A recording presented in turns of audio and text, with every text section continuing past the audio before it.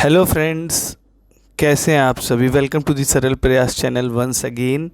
I hope you all are doing well and good and preparing for the next stage of your government exam like Punjab and Haryana district court stenographer exam which was held on 6th of July 2025 for Punjab District Court stenographer and on 19th July 2025 for the District Court stenographers of Haryana। तो friends, इस session में हम बात करेंगे जो हमारा result कब आ सकता है, क्योंकि आप देख रहे हैं कि जो 6 जुलाई से अराउंड 2 मंथ्स के करीब हो चुका है एग्ज़ाम हुए, लेकिन अभी तक सीबीटी का ही रिज़ल्ट नहीं आया, क्योंकि इसके बाद ही उन बच्चों को मौका मिलेगा जो एग्ज़ाम जिनका क्लियर होगा। तो फ्रेंड्स, सबसे पहले हम ये देख लेते हैं कि इस सेशन में हम क्या क्या देखेंगे।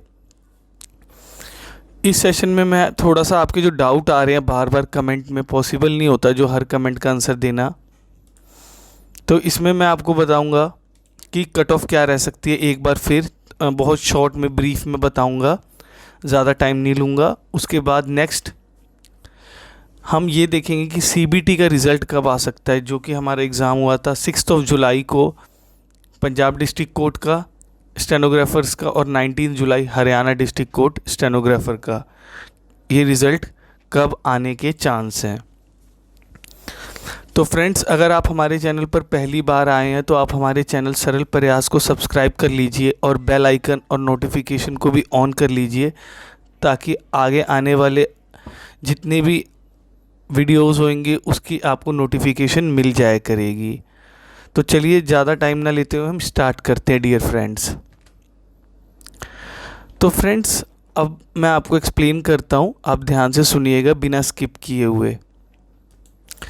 हमारा जो एग्ज़ाम हुआ था डियर फ्रेंड्स 6 जुलाई को हुआ था पंजाब डिस्ट्रिक्ट कोर्ट का, और इसमें हम इस पर्टिकुलर सेशन में हम बात करेंगे अभी कट ऑफ के रिगार्डिंग एक बार फिर। तो फ्रेंड्स, अब जब हमारा एग्ज़ाम 6 जुलाई को हुआ, जो कि 2 मंथ से ऊपर हो गया, तो हम एक्सपेक्ट करें कि रिज़ल्ट जल्दी आए। खैर, अब मैं आपको थोड़ा सा एक बार फिर याद दिला देता हूँ जो मैंने कट ऑफ के रिगार्डिंग जो बताया हुआ है। वैसे तो मैंने कई सेशन इस पे अपलोड किए, लेकिन फिर भी आप लोगों के कमेंट्स आते हैं जो कि पॉसिबल नहीं होता एक एक स्टूडेंट्स का रिप्लाई करना, तो इसीलिए मैं ये सेशन लेके आया हूँ। तो फ्रेंड्स, अगर हम कट ऑफ की बात करें, जो एग्ज़ाम हमारा 6 जुलाई को हुआ था पंजाब वाला,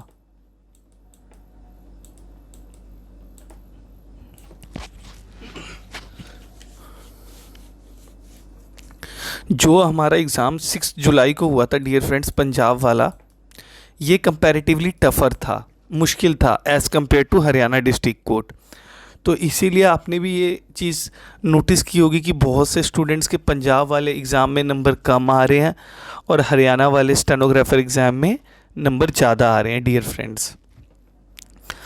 तो यहाँ पर पेपर जो था टफ़ था, लाइक इंग्लिश तो टफ़ नहीं थी बिल्कुल भी, English was easy, but GK comparatively tougher थी, लाइक एसएससी के लेवल की थी, लेकिन पूरी उस लेवल की नहीं थी, कुछ कुछ क्वेश्चंस थे। और इसमें हमारा पेपर जो था 60 मार्क्स का था, जिसमें हमारी 30 मार्क्स की इंग्लिश थी और 30 मार्क्स की जीके थी।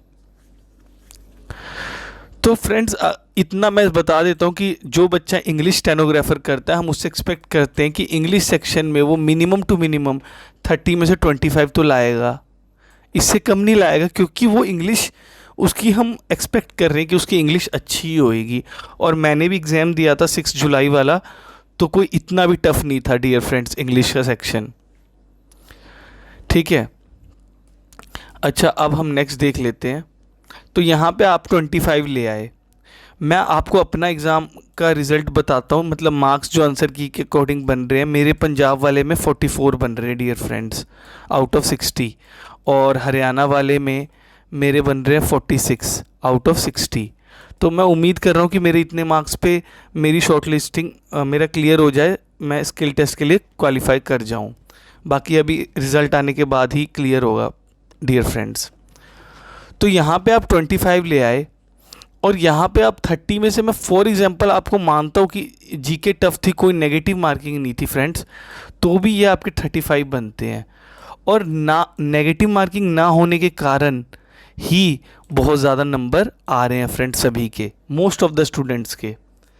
अब इतने इजी क्वेश्चंस भी थे उसमें, लाइक कॉन्स्टिट्यूशन के आर्टिकल से रिलेटेड थे, फिर हिस्ट्री से रिलेटेड थे, ज्योग्राफी से रिलेटेड थे, रिवर से रिलेटेड। तो मैं इतनी तो उम्मीद कर रहा हूँ कि आप 30 में से 10 क्वेश्चन कर ही लेंगे। मैं ये नहीं कह रहा आपको कि 30 में से आप 20 क्वेश्चन करिए। तो अगर आपने 25 और 10 35 तो यहीं आ रहे हैं डियर फ्रेंड्स। तो इस बेस पे मैं कट ऑफ बताता हूँ। जैसे अगर हम अनरिजर्व्ड की बात करें, जो सबसे ज़्यादा क्वेश्चंस पूछा जाता है, तो यहाँ पे जो कट ऑफ होगी वो 32 से 36 ही लाइक करेगी, या ये 34 तक जा सकती है डाउन, ±2 करके 34।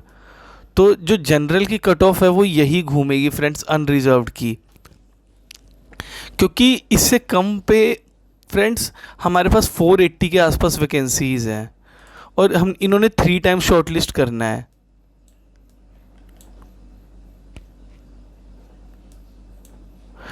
इन्होंने 1440 बच्चों को लेना है डियर फ्रेंड्स, अगर 480 वैकेंसीज के अकॉर्डिंग देखें। और एग्ज़ाम अराउंड 6,000 से 6,000 से 8,000 बच्चों ने दिया है। तो आपको क्या लगता है कि जो ये कट ऑफ है 32 से ये 28 चली जाएगी? नहीं जाएगी, क्योंकि यहाँ पे नेगेटिव मार्किंग नहीं थी डियर फ्रेंड्स। तो अगर आपके इतने मार्क्स बन रहे डियर फ्रेंड्स, आप अपने आप को सेफ मान सकते हैं। लेकिन मैं ये नहीं कहूँगा कि 30 वाले भी पास नहीं होंगे, लेकिन जैसे जैसे आपके नंबर कम होते जाएंगे, लाइक 29, 28, 27, आपकी possibility, probability skill test shortlist की होने की घटती जाएगी। और जितने आपके नंबर बढ़ते जाएंगे, लाइक आपके 40 हैं, 44 है, 48 है, तो अब श्योरली है कि हाँ मैं स्किल टेस्ट की अभी तैयारी कर रहा हूँ और मुझे स्किल टेस्ट करना है क्लियर, और spreadsheet, then I will definitely get a government job. तो यही था अनरिजर्व्ड के बारे में, मैंने आपको क्लैरिफिकेशन दी। और मैं थोड़ा सा बता देता हूँ उनके बारे में, लाइक जो रिजर्व्ड कैटेगरीज़ हैं फ्रेंड्स। जितने भी रिजर्व्ड कैटेगरीज़ है पंजाब वाले में, ये अपने आप को 25 से 28 तक में अपने आप को सेफ मान सकते, क्योंकि यहाँ पे नॉर्मलाइजेशन भी होगी फ्रेंड्स। क्योंकि कई शिफ्ट्स में एग्ज़ाम हुआ था, कई शिफ्ट्स में नहीं, 2 शिफ्ट्स में, सॉरी 2 शिफ्ट्स में हुआ था, लेकिन कई एग्ज़ाम सेंटर्स बने थे, लाइक 4 to 6 एग्ज़ाम सेंटर्स बने। तो एक एग्ज़ाम सेंटर्स पे अच्छे खासे लोग थे, like Patiala, like Jalandhar, like Bathinda. तो इस तरह से सेंटर्स बने थे फ्रेंड्स। हरियाणा वाले में तो अम्बाला भी बना था। ये जितने थे ION डिजिटल जोन जो थे TCS के, वहाँ पे एग्ज़ाम्स हुए थे। तो उम्मीद करता हूँ कि अभी मैंने जो कट ऑफ के रिगार्डिंग थोड़ा बताया वो आपको समझ आया होगा। नेक्स्ट देखते हैं, CBT रिज़ल्ट एक्सपेक्टेड डेट सितंबर में आएगा या नवंबर तक चला जाएगा।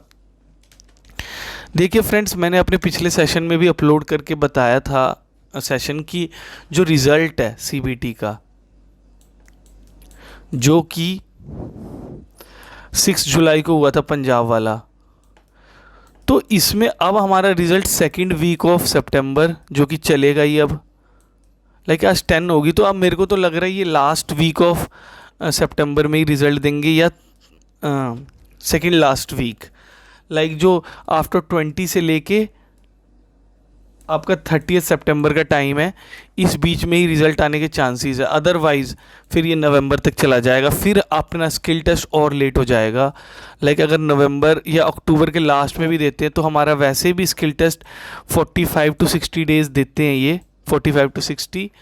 तो अगर हमारा रिज़ल्ट सितंबर में आ रहा है तो नियर अबाउट नवंबर लास्ट या दिसंबर अर्ली में हमारा स्किल टेस्ट हो सकता है। तो रिज़ल्ट के बारे में भी मैंने बता दिया, लास्ट वीक ऑफ सितंबर या 2nd लास्ट, अदरवाइज़ तो सितंबर के बाद अक्टूबर में चला जाएगा। ठीक है, अगर मान लीजिए अक्टूबर में अगर हमारा CBT का रिज़ल्ट आता है डियर फ्रेंड्स, तो इससे हमारा स्किल टेस्ट कहाँ चला जाएगा, लाइक नवंबर दिसंबर एंड तक, या हो सकता है ये बहुत डिले हो रहा है फ्रेंड्स, थोड़ा सा तो डिले हो रहा है फ्रेंड्स। तो इस सेशन में मैंने आपको काफ़ी कुछ समझाया फ्रेंड्स। मेन था इसमें कट ऑफ के बारे में बताना और एक सीबीटी रिजल्ट प्रीवियस अजम्पशंस को लेके कब आ सकता है। तो अगर आपको हमारा चैनल अभी तक जितना भी मैंने समझाया है इसकी अंडरस्टैंडिंग हुई है तो आप हमारा चैनल सरल प्रयास सब्सक्राइब कर लीजिए और बेल आइकन और नोटिफिकेशन भी ऑन कर लीजिए। तो इस सेशन में इतना ही डियर फ्रेंड्स, मिलते हैं नेक्स्ट क्लास में डियर फ्रेंड्स। तब तक के लिए थैंक यू।